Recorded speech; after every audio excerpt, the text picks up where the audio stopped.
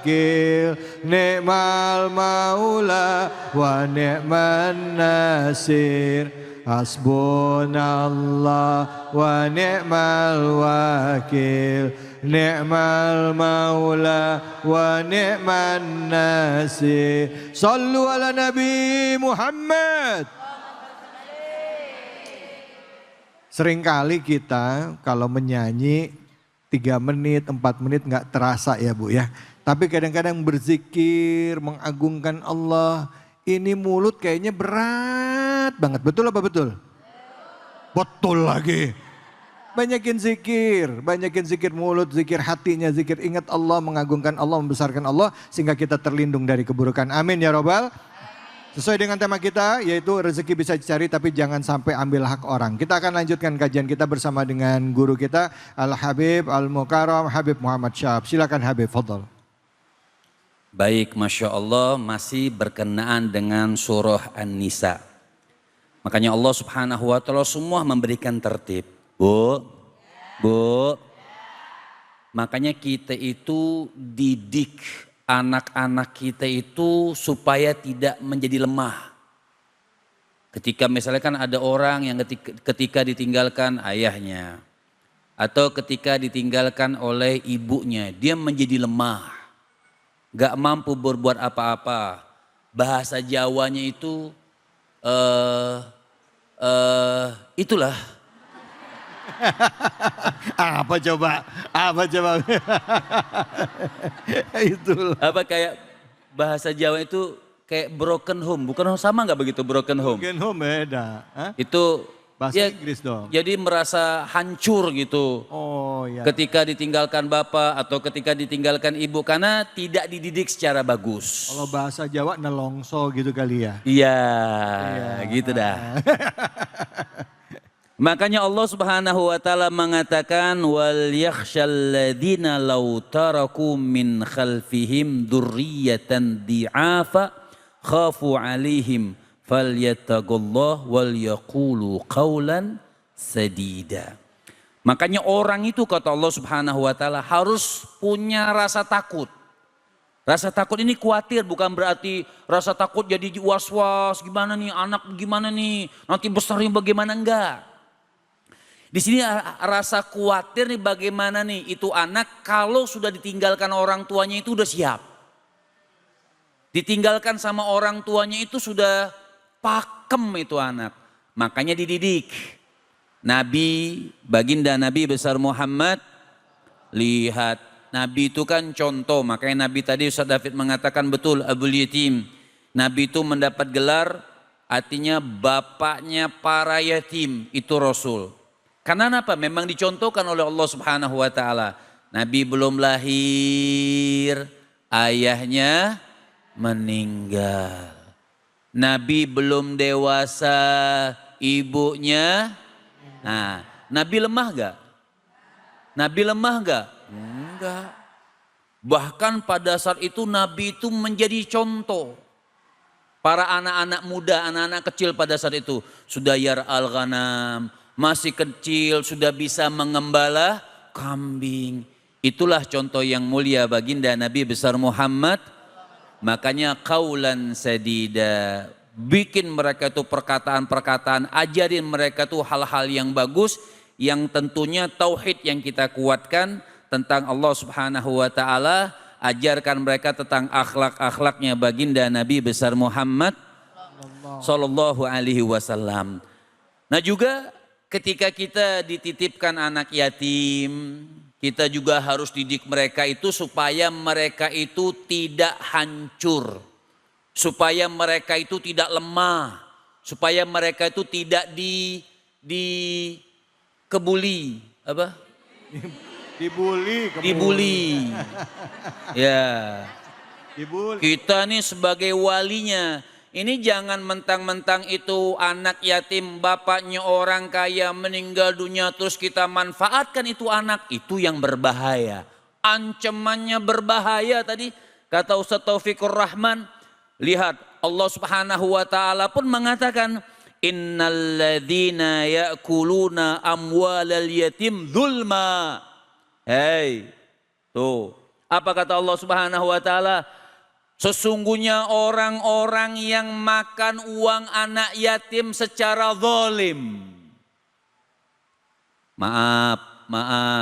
Kadang-kadang orang minta harta, niatnya oh ini buat yatim nih, ini buat yatim nih, enggak tahu dia belanja. Jalan-jalan, jajan. Betul? Ada yang begitu? Ada yang begitu? Mana orangnya?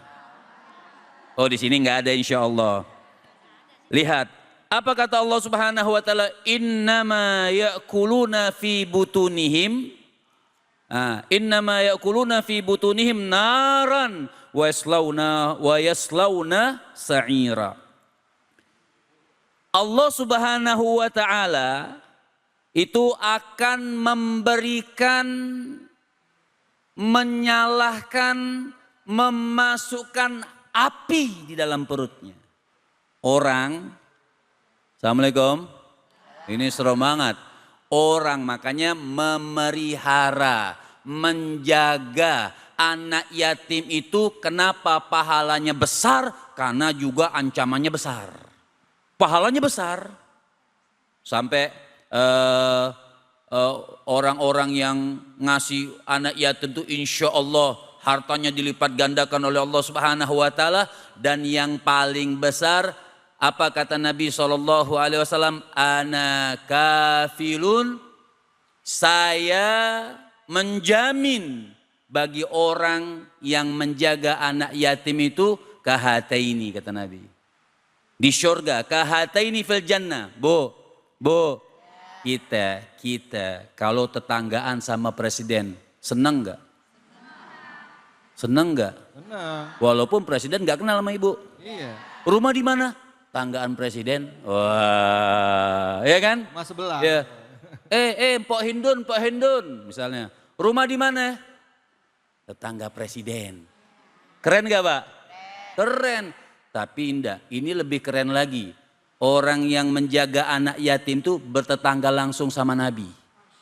Deket sama Nabi. Sampai Nabi isyaratkan deketnya tuh kayak begini nih. Kayak jari telunjuk sama jari tengah. Telunjuk sama tengah. Pengen gak begitu? Pengen gak begitu? Makanya hebat, pahalanya hebat. Lebih dari segala-galanya. Apa? Tetangga sama baginda Nabi besar Muhammad.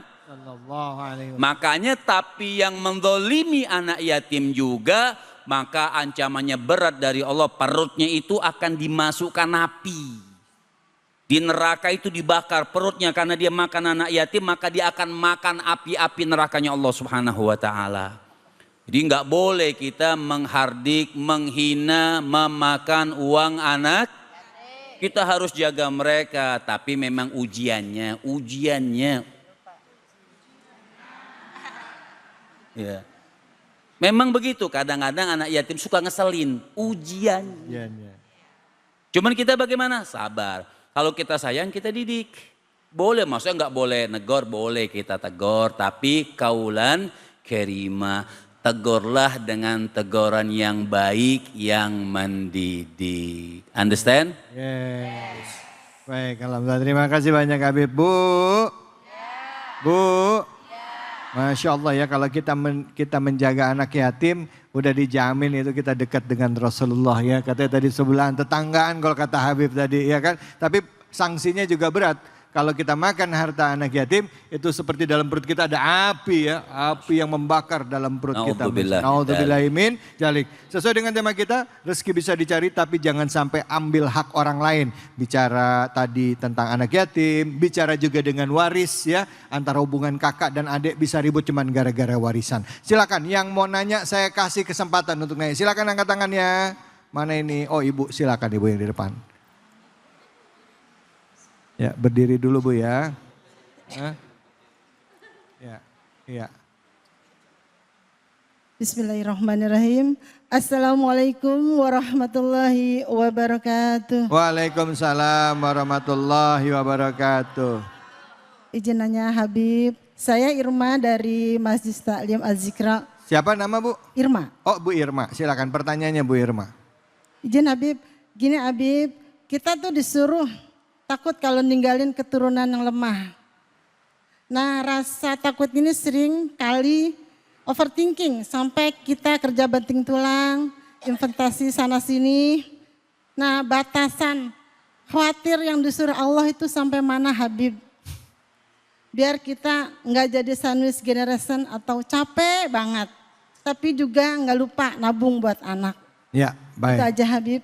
Mohon penjelasannya. Terima kasih. Wassalamualaikum warahmatullahi wabarakatuh. Waalaikumsalam warahmatullahi wabarakatuh. Silakan Habib bisa dijawab. Kan udah dijawab tadi. Hah? Kan ceramah kita itu isinya.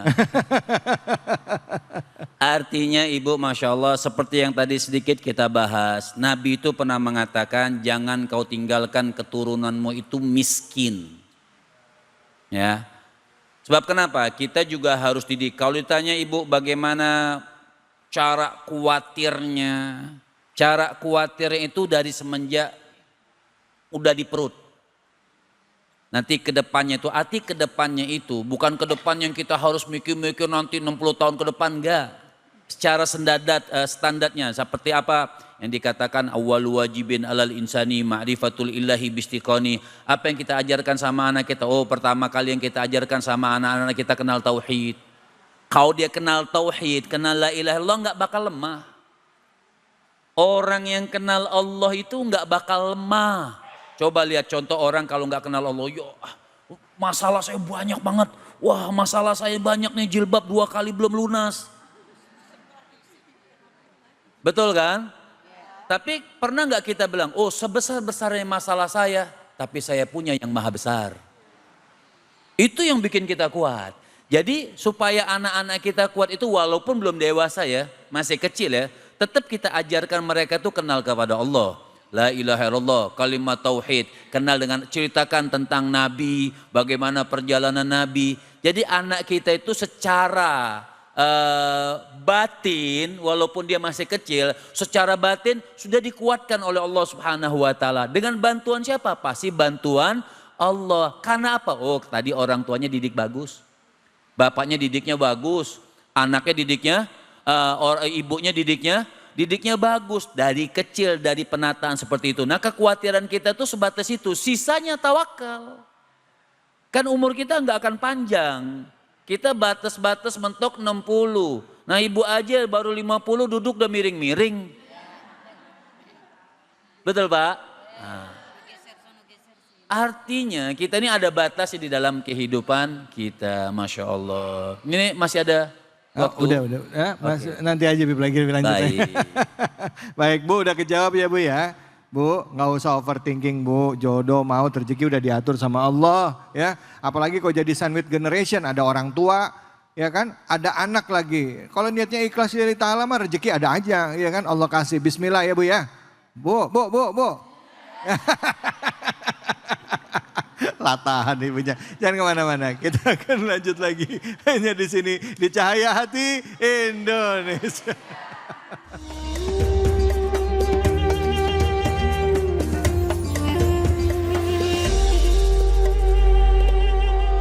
Ala Muhammad sallallahu alaihi wasallam.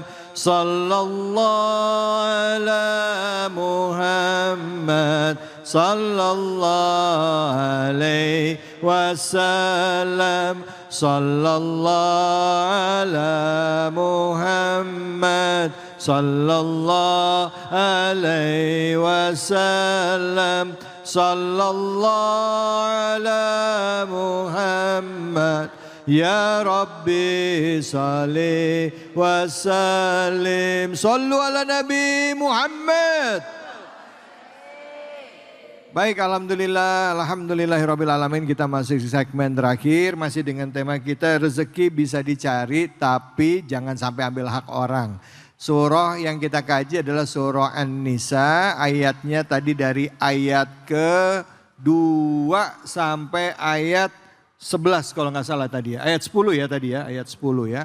Bicara mengenai banyak hal ya, dari mulai anak yatim, menjaga hak anak yatim, termasuk juga sempat disinggung mengenai waris. Ayat selanjutnya dari surat An-Nisa ini juga nanti akan membahas mengenai pembagian waris, tapi kita belum nyampe sana ya, kita belum nyampe sana.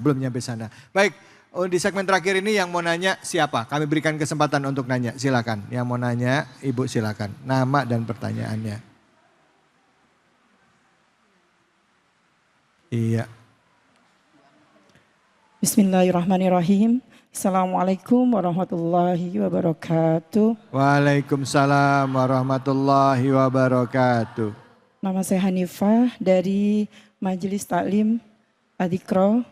Mohon maaf Ustaz, saya ingin bertanya. Ya, silakan. Perempuan itu kan mendapat hak waris ya Ustaz. Tapi kadang ada di antara keluarga yang berkata seperti ini. Kamu kan perempuan, nanti dibawa oleh suami. Nah, bagaimana cara menanggapi hal seperti itu Ustaz? Biar tidak ada perang keluarga. Oke, ya. Terima kasih. Assalamualaikum warahmatullahi wabarakatuh. Waalaikumsalam warahmatullahi wabarakatuh. Silakan Kiai Taufikur Rahman menjawab dulu pertanyaannya. Ya, pertanyaannya tadi, ini kan kalau misalnya buat perempuan pada saat pembagian waris, ya misalnya keluarga ada yang laki-laki, kakak beradik yang laki-lakinya bilang, kamu kan perempuan, kamu nggak usah dapat deh, nanti kan kamu juga dapat dari suami kamu gitu. Nah kalau kayak gitu gimana Kiai, silahkan. Baik, ya bilangin kakandaku tercinta, yang saya ngomong ini saya dapat bagian bukan kata saya. Terus kata siapa? Kata Ustadz Pantun. Di mana? Di Cahaya Hati Indonesia. Terus dia dari mana? Dari Quran. Nah jadi bukan katanya tapi kata Al-Quran. Mana ayatnya? Sampein surat keempat, juz keempat, ayat ketujuh. Tuh, jadi bukan karangan adiknya yang perempuan nih, tapi bersifat objektif. Jadi biar benar-benar baca Quran duduk di taman, di hari Jumat waktunya istirahat. Di saat Quran kita jadikan pedoman, hidup selamat dunia akhirat. Cocok? Cocok. Cok, gali cok, galaga cok. Cocok. Nah di ayat 7 tuh ada apa? Nanya lagi abangnya nih, ya kakaknya. Nah yuk kita baca bareng-bareng. Kalau memang kurang puas, hadirin Habib yang ganteng. Iya. Ya kan ada guru kita gitu. Jadi bukan buatan ini gitu. Ini saya jujur ngomong di depan guru terasa. Ke pasar pagi naik mobil bis, hati grogi abis. Iya. Iya. Ini guru saya nih, Masya Allah Bapak Ibu. Ya, izin ya Beb ya. Ya. Ini bukan kata saya, kata lirrijali nasibum mimma tarokal walidani wal aqrabun. Allah. Nah itu jelas, itu buat abang tuh, buat abang, kan abang rijal. Tapi ada tulisannya bang, apa tulisannya? Walin nisa'i nasibum mimma tarokal walidani wal aqrabun. Nah abang jangan serakah, ini ada nisa bang. Kan kalau nisa harus pakai rok bang. Nah saya perempuan, ada bagiannya. Nah ujungnya bang lihat tuh, nasibam mafrudo. Ketetapan bagian-bagian yang sudah diatur secara objektif, wajib ada keterangan dalam Al-Qur'an. Jelas? Waktu saya udah disilangin gitu. Baik, terima kasih banyak Kiai. Bu, udah jelas ya. Itu udah Al-Quran yang nyuruh kalau dibilang kayak gitu. Dia harus sami'na wa ata'na, taat sama Quran karena Al-Quran adalah huda linnas. Beb, pertanyaan nih buat Habib nih. Habib Muhammad. Tadi di awal sebenarnya pertanyaan ini sempat didengar juga sama Kiai Taufikur Rahman. Nanti boleh nambahin juga. Tadi di surah An-Nisa ayat 3 kan lagi ngomongin tentang anak yatim. Tahu kenapa kok bisa langsung masuk menikahkan 2, 3 atau 4? Nah ini hubungannya apa? Kok bisa nyambungnya ke sana? Dan lucunya ayat ini menurut awam ya Habib ya. Ayat ini sering jadi dalil untuk laki-laki melakukan poligami. Apakah memang konteksnya itu atau memang bicara soal itu? Silakan Habib Fadol. Salah nih kayaknya nih nanya nih. Ya memang Al-Quran itu kan bermacam-macam berita yang diberikan. Tapi mungkin hubungannya itu gara-gara poligami banyak anak yatim. Artinya mungkin kan poligami itu ada tata cara khusus. Bukan hanya sekedar nikah saja. Banyak orang yang gara-gara poligami anak nggak terurus, tidak terdidik, tidak melakukan hal-hal yang bagus. Karena repot hanya karena kan sunnah Nabi itu kan banyak. Tapi kalau sunnah Nabi poligami, ayo paling maju kan gitu. Sedangkan sunnah-sunnah Rasul itu bukan melarang, tidak. Artinya harus dengan ilmunya. Tata cara ilmunya itu memang sudah jelas bagaimana tata cara poligami dan bagaimana tata cara orang itu menikah lagi. Harus bagus, harus hadil, harus dengan niat yang baik, betul-betul menjalankan sunnah Nabi untuk dapat keturunan-keturunan yang banyak. Kan Nabi katakan, An-Nabi SAW, Rasul itu mengatakan tazawwajul walud dal wadud, artinya nikah sama orang yang banyak anak dengan rasa cinta. Jadi kalau dikatakan hubungannya itu seperti apa ya, sangat berkaitan antara pernikahan, kan nggak mungkin ada nikah kalau nggak punya anak. Kebalik ya? Gimana? Ya begitulah, paham? Kalau nggak mungkin ada anak kalau tidak ada pernikahan. Mungkin saja kalau di luar nikah, tapi kan nggak termasuk dalam hukum, itu sudah hukumnya beda lagi. Itu namanya hukum anak zina. Jadi dikatakan bagaimana pernikahan tersebut, kalau mau poligami belajar dulu caranya supaya tidak jadi ribut dan tidak meninggalkan anak yatim. Baik, alhamdulillah. Terima kasih banyak Habib. Kiai Taufikur Rahman, tadi kalau yang tadi kelanjutannya kan sebenarnya jarang dibahas nih. Kelanjutan dari ayat yang tadi ayat ketiga itu sebenarnya terakhirnya adalah seandainya kamu tidak sanggup berlaku adil maka cukup satu saja. Betul. Nah, kalau menurut Kiai sendiri konteks dari ayat ini apa sebenarnya? Jadi begitu kelar perang Uhud, banyak sahabat-sahabat Nabi yang jadi suami pada wafat. Sementara banyak yang jadi janda dengan anak-anak yatim. Kan gak lucu kalau Nabi ngelancong. Iya. Nah, gimana biar nggak jadi fitnah, Nabi halalin tuh ibunya supaya dengan nafkah untuk anak-anaknya tercukupi. Nih yang suka poligami dengerin nih satu hadis saya baca ini. Iya, lihat jawaban kanjeng Nabi. Man anta? Ana Muhammadun abul yatama wa sahibul armalah. Jadi yatimnya nomor wahid, janda baru nomor 2. Nah, yang namanya Habib nih. Banyak kan zaman sekarang itu poligami, janda nomor 1, yatimnya kelantar. Nah begitu yang salah. Iya. Baik Habib. Ya. Jadi jelas ya Bu ya, bahwa ayat ini sebenarnya konteksnya pertama adalah tentang anak yatim. Betul. Ya. Terus juga tadi bicara itu adalah supaya kita tidak sampai mengawini anak yatim hanya karena ingin mengambil hartanya. Betul. Atau juga ada kepentingan material lainnya. Ya kan? Kalau emang nggak sanggup itu nikahin yang lain ya kan. Jangan ini tujuan kamu menikah. Dan kalaupun emang 2, 3 atau 4 tadi ya kalau nggak sanggup cukup 1 aja asal kamu berlaku adil. Jadi tetap keutamaannya tetap 1. Tapi kalau memang mau 2, 3 silahkan monggo-monggo aja ya Bib. Bener kan Bib? Betul. Kan?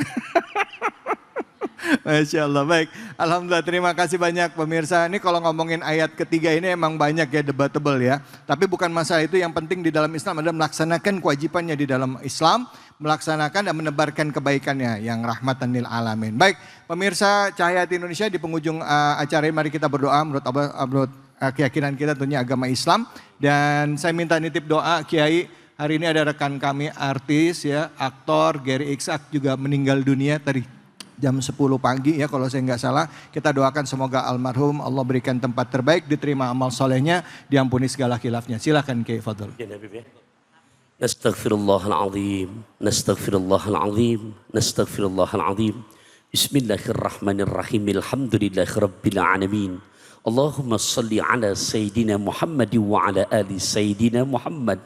Allahumma ighfir lahu. Ya Allah, untuk saudara kami tercinta karenamu ya Allah, Mas Gary Ishak, ampuni akan dosa-dosanya. Warhamhu, berikan selalu rahmatmu kepadanya.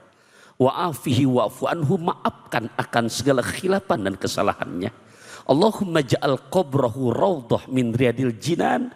Jadikan ya Allah tempat kembalinya di mana engkau tempatkan makomnya raudhah min riyadil jannah.